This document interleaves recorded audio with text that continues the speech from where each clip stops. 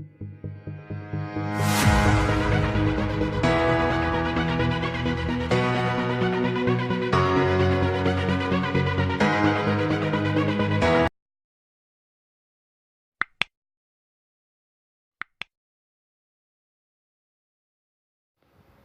guys, now I'm gonna show you how to enable screen recording on an iPhone.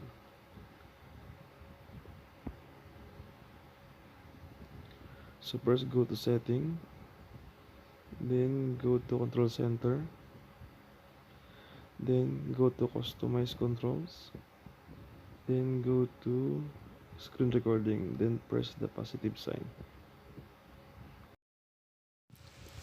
You will see it here in the top, then go to control center, then press the screen recording logo. Okay, so it will start to count down. So if you want to finish the recording, just press again the screen recording logo. Then it will notify you that you finished the screen recording. Okay. Peace out.